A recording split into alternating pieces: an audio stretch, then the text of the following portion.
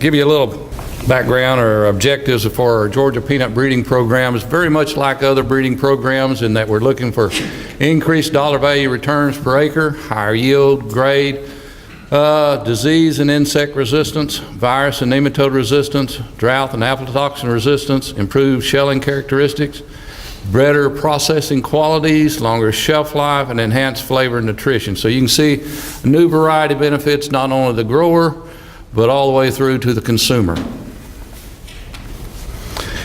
We've released in the past these 8 high-yielding Georgia Runner cultivars, 6G, Greener, 7W, and 12Y. These are non-Howell Lakes. The asterisk indicates Howell Lake, Georgia-09B, 13M, 14N, and the most recent Georgia-16HO.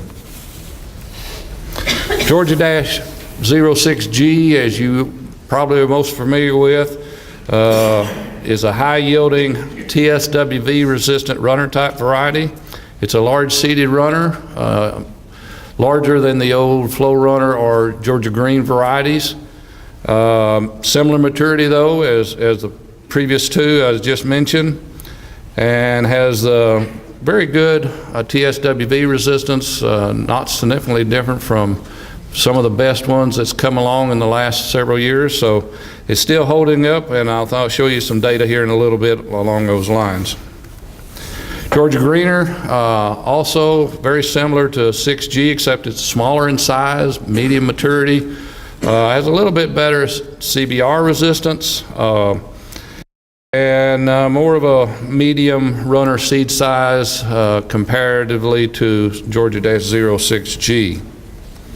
7W is TSWV and white mold resistant variety. Runner growth habit, medium maturity also, very productive and good stability across many different environments. Georgia-12Y probably has the best white mold resistance, even better than the 7W. Also has good TSWV resistance. The problem with 12Y is later maturing, so you're going to need to plant it early, take a full advantage of the growing season for this one. It's probably around the neighborhood of 10 to 14 days, maybe later than 6G, so keep that in mind. First, Howell Lake, Georgia-09B, Howell Lake, TSWV resistance. Medium maturity similar to Georgia Green, the recurrent parent. In other words, it's a back cross to Georgia Green. It has a high level of TSWV, medium seed size as far as runner seed size, has the Howell Lake, low linoleic characteristic, which results in a lower total saturated fat content. Excellent roasted peanut flavor as well.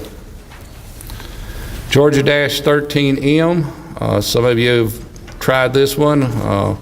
It is susceptible to late leaf spot. It takes a good fungicide program to manage it, but it is a Howell Lake, TSWV resistant, small seeded, high percentage of mediums seed size. It was put out there mainly for the candy or confectionery industry, so we'll see if they're still interested. Georgia-14N, Howell Lake, TSWV, and root knot nematode resistance. Root knot nematode is a major problem in many areas of the state. This one is medium maturity, probably similar about a week to 10 days later than 6G. Can be a little later on, but it's primary for those fields that are high in a root knot nematode population. And the most recent, Georgia-16HO, released in 2016, as the name implies, is also Howell Lake. However, this is a large seeded runner, similar to Georgia-06G, medium maturity, high percentage of jumbo runner seed size, and it should be excellent cultivar for the Howell Lake runner market. Let's look at some results. These are over a 3-year period, 2015 through this past year, 2017. This is percent tomato spotted wilt virus at mid-season. I tried to take two readings, one about mid-season, about 70 days after planting, and the other right before harvest. That'll be total disease ratings. That'll be next. You can see 6G, 12Y, and 13M have the lowest incidence at mid-season at only about 3%. Then TD, or total disease, right before harvest. This includes any white mold or other soil-borne diseases that we can't distinguish from TSWV, so the incidence is higher, up around 10% for 12Y, 13M, and 6G. You can see how they continue to have lower disease incidence.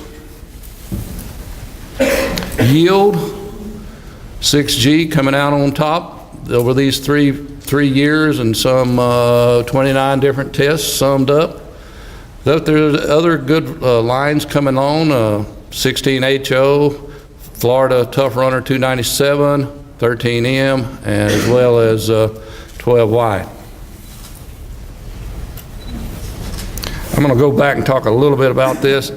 You can see some of the nematode resistant material down here, Georgia 14N, TIF Guard, TIF NV HO, and as was pointed out, and it's a good reminder for me, these would be reversed in a high nematode infected field if it was these high nematode infected resistant lines would shine in the areas that have the highest nematode resistance. So it's very important to keep this in mind. They may not be the best under all conditions as far as non-nematode, but when you have root knot nematode, they stand out.